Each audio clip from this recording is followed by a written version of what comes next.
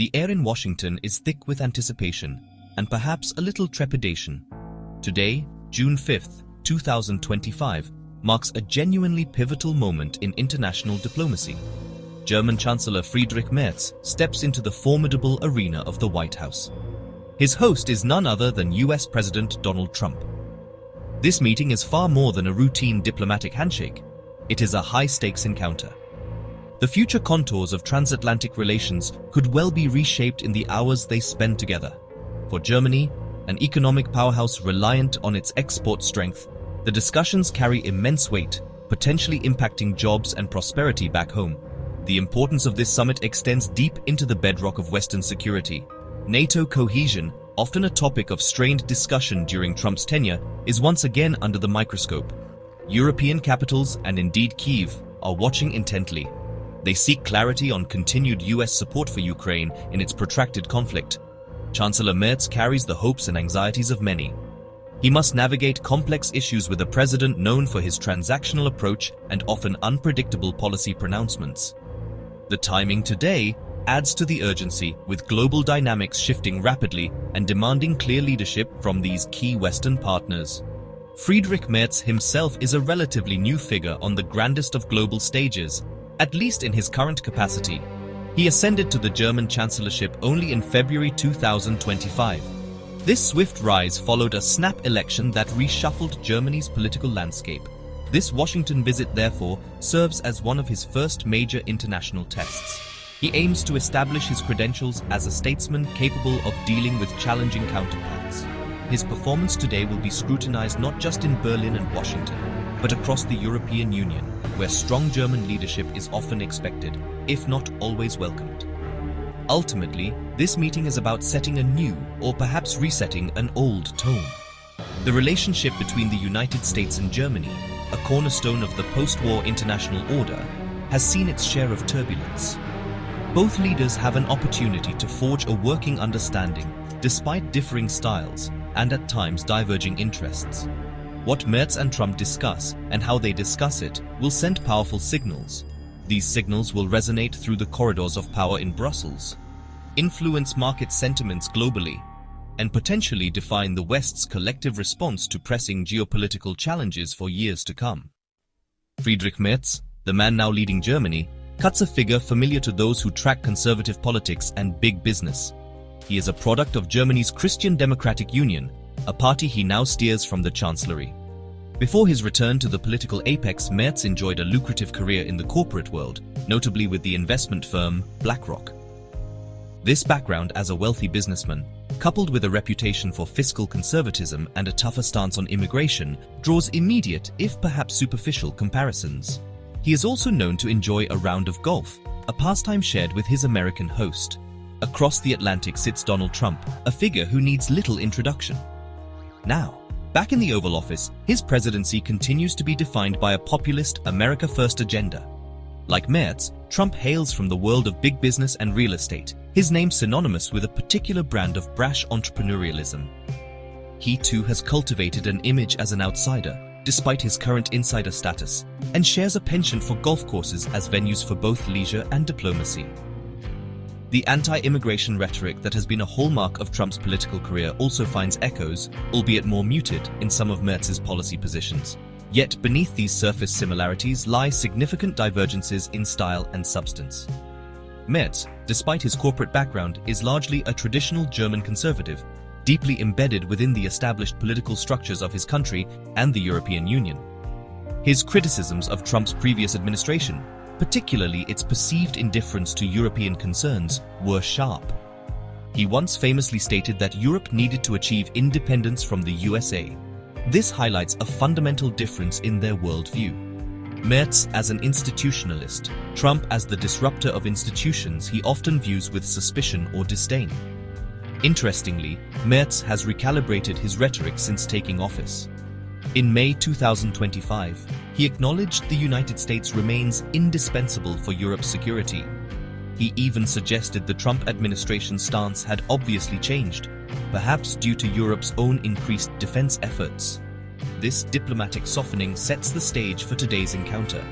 However, Trump's renowned unpredictability remains a constant variable. Merz, who prefers a structured, policy-driven approach, will need to adapt to a president who thrives on personal chemistry and often deviates from the script, making this a fascinating interplay of personalities.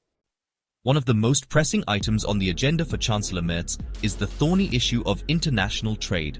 Specifically, the looming threat of US tariffs on European goods weighs heavily on his mind. German cars and automotive parts, the crown jewels of the nation's export-driven economy, are particularly vulnerable. Any new protectionist measures from Washington could send shockwaves through German industry, potentially leading to job losses and economic slowdown. This concern is not just German, it reverberates across the European Union, which often coordinates its trade policy as a bloc. The stakes are incredibly high for businesses on both sides of the Atlantic. In anticipation of a tough negotiation, reports suggest the European Union is already preparing potential concessions. There is talk of Brussels offering to ease certain regulations, perhaps even watering down rules related to autonomous vehicles as a bargaining chip. This indicates the level of anxiety in Europe and the desire to defuse a brewing trade war before it fully ignites. The memory of previous tariff battles under Trump's first term remains fresh. European leaders are keen to avoid a repeat performance, understanding the damage such disputes can inflict on already fragile global supply chains and economic confidence. President Trump's America First doctrine has consistently prioritized domestic industry, often viewing international trade through a lens of winners and losers. He has historically shown a willingness to deploy tariffs as a powerful tool to extract concessions and rebalance perceived trade deficits. The German automotive sector, with its significant export surplus with the US, has long been a target of his criticism. Therefore, the industry, from boardrooms in Stuttgart and Munich to factory floors across Germany, is holding its collective breath, hoping Merz can secure a favorable outcome, or at least maintain the current status quo. Chancellor Merz's primary task in this domain will be to persuade President Trump that a full-blown trade war serves neither country's interest. He will likely highlight the substantial investments German companies have made in the United States, creating American jobs. He may also emphasize the deeply interconnected nature of their respective economies, where punitive tariffs could trigger a cascade of negative consequences. Finding common ground on trade, or at least an agreement to de-escalate tensions, will be a crucial benchmark for the success of this high-profile Washington visit for the German leader. The North Atlantic Treaty Organization, the bedrock of transatlantic security for over 7 decades, will undoubtedly feature prominently in the discussions between Chancellor Merz and President Trump. Trump has a long and vocal history of criticizing NATO allies, particularly Germany, for what he deems delinquent defense spending. He has consistently argued that European nations are not paying their fair share for collective security, leaving the United States to shoulder an undue burden. This recurring theme is almost certain to resurface today, demanding a robust and convincing response from the German Chancellor. In a significant policy shift, Friedrich Merz's new government has responded to these criticisms with bold commitments. Berlin has pledged a massive increase in its military expenditure.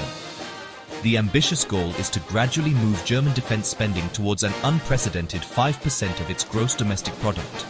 This figure is a substantial leap from just over 2% in previous years. Furthermore, Merz has articulated a vision for Germany to build the strongest conventional army in Europe.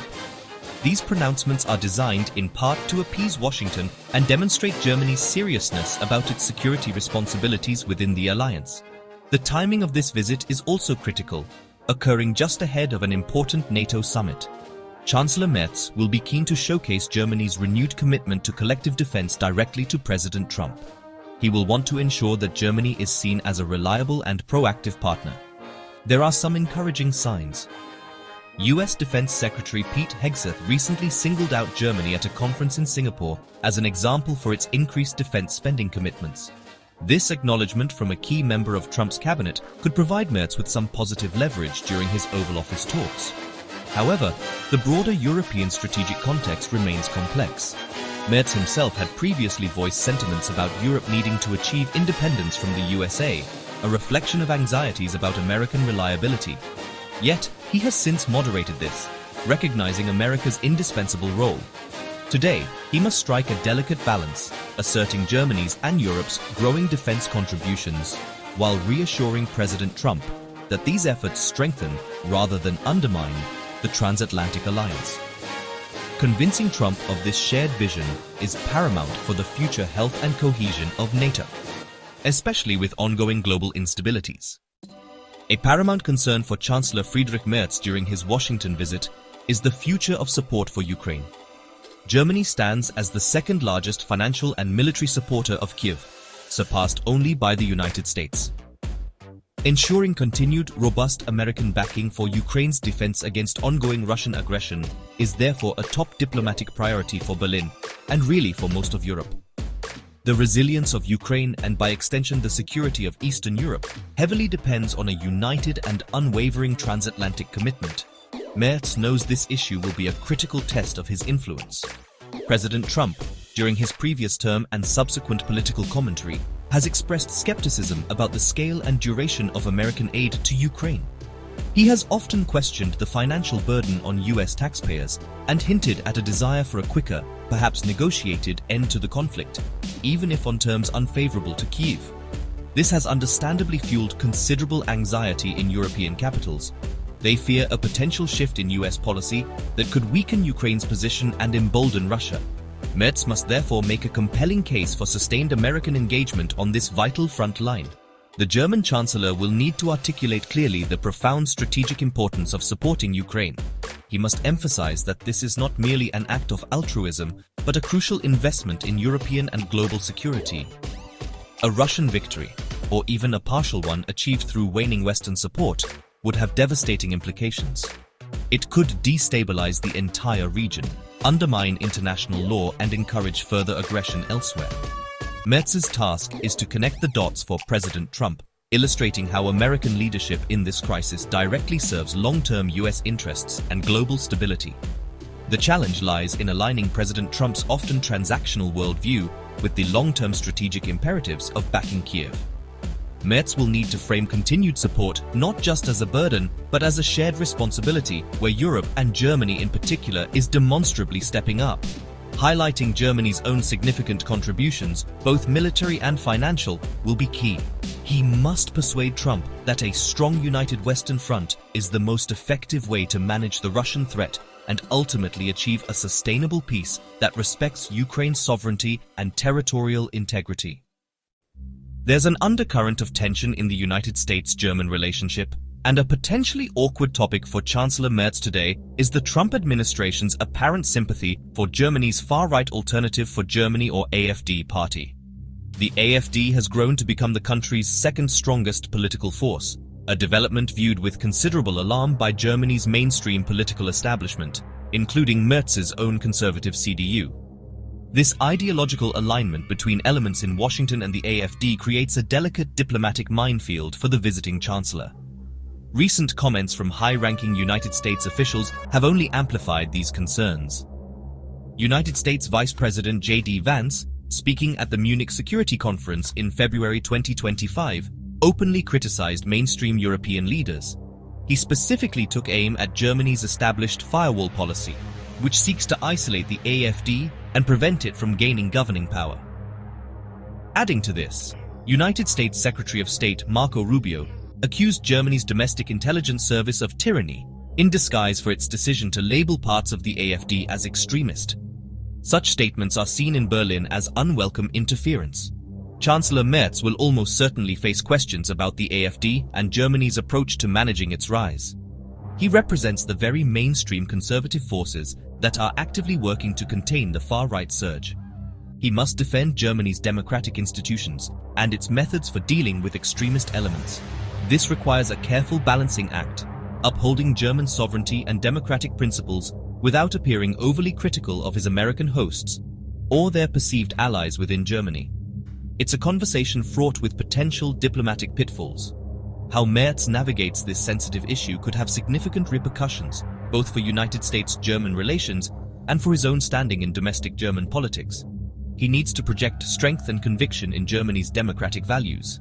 At the same time, he must avoid lecturing or alienating a United States administration that seems to view the AfD through a different, more sympathetic lens.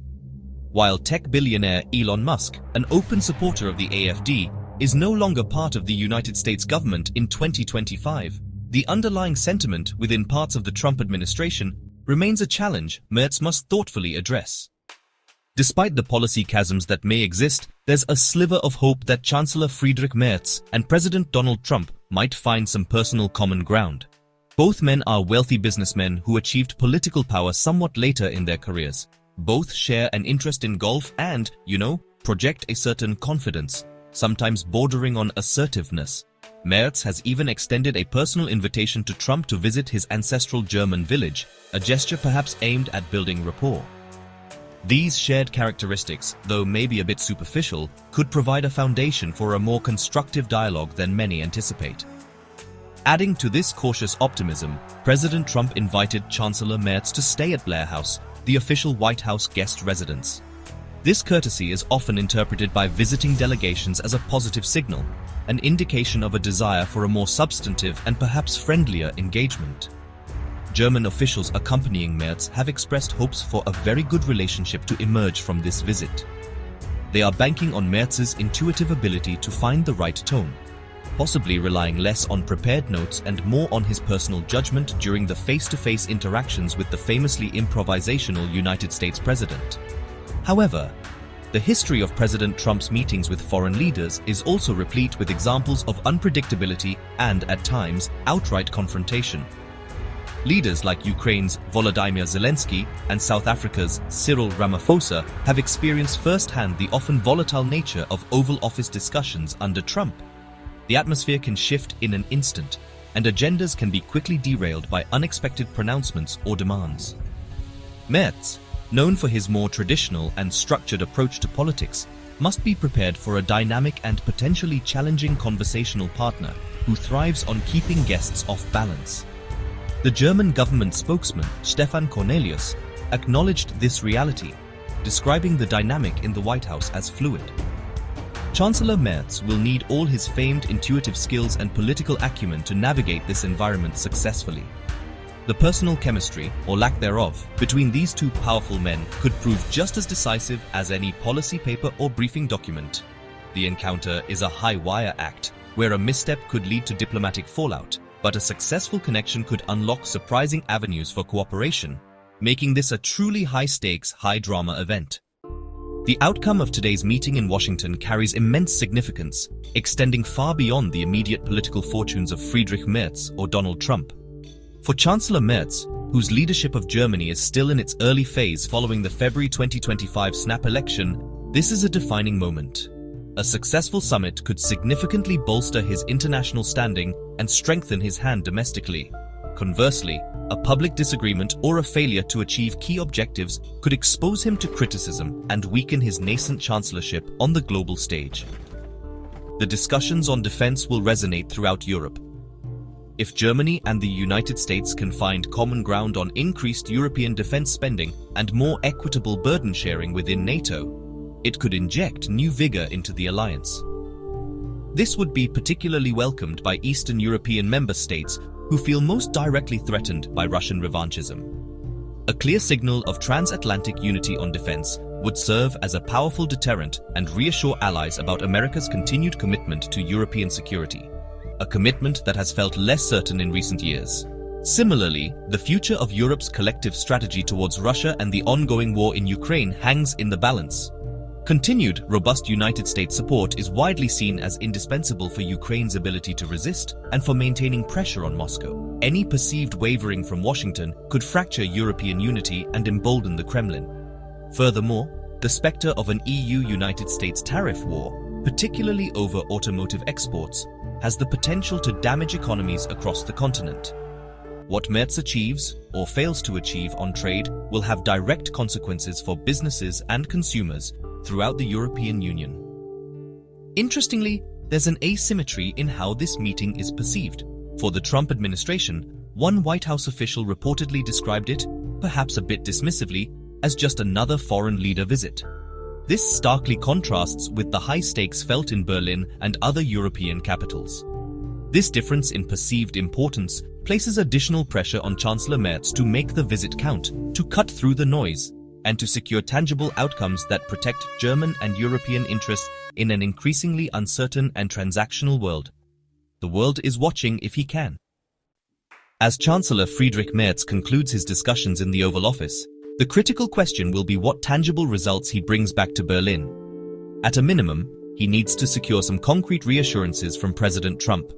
These would ideally cover the key areas of contention: a de-escalation of trade tensions, particularly regarding automotive tariffs, a continued United States commitment to NATO and European security, acknowledging Germany's increased defense spending, and crucially, a clear signal of ongoing American support for Ukraine. Achieving a stable, predictable, and constructive United States-German working relationship is the overarching goal. The potential outcomes of this summit span a wide spectrum.